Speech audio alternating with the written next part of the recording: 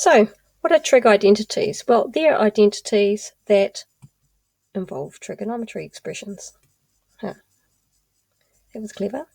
Right, the first one that we've got is trig identities, and these are the two trig identities that we're going to prove. So I want you to consider this right angle triangle here, and if you notice, if you make x up here the angle x, this one over here will be 90 minus x, because angles in a triangle add up to 180, and this one here in the corner is a right angle. So this one here is 90 minus x. If we look at sine of x, if we label the sides A, B, and C, well then it will be sine is opposite over hypotenuse, so B over C. If we then look at cos of 90 minus x, 90 minus x is here, that's the angle, and if you do the cos, it's the adjacent over the hypotenuse, so that's B over C. You notice that sine of x is B over C, cos of 90 minus x is B over C, so that we can say that sine of x equals the cos of 90 minus x. That's also true if you turn around and do it the other way around. If we look at cos of x, the cos of x is the adjacent over the hypotenuse, so there would be an A over C.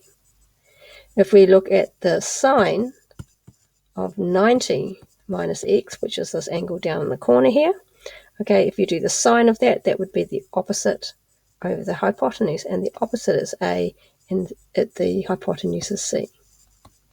So that's A over C. You notice that these two are equal. That equals this one here. So we can say that the cos of x will always equal the sine of 90 minus x, and hence the proof of this trig identity. Let's look at another one. So another one that we have is sine of x over the cos of x equals the tan of x. If we do it by the way the textbook does it, it says that if you have the sine of x, that is, in this case, if you label ABC, sine would be B over C.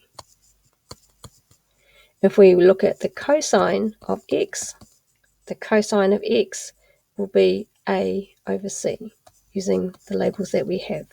If I go sine of x divided by the cos of x, which is what we're trying to prove, okay, then we have sine, which is B over C, and we're going to put it all over the cos of x, which is A over C. Now, that's a really ugly way of writing it, so let's write it as fractions like this. B over C divided by A over C.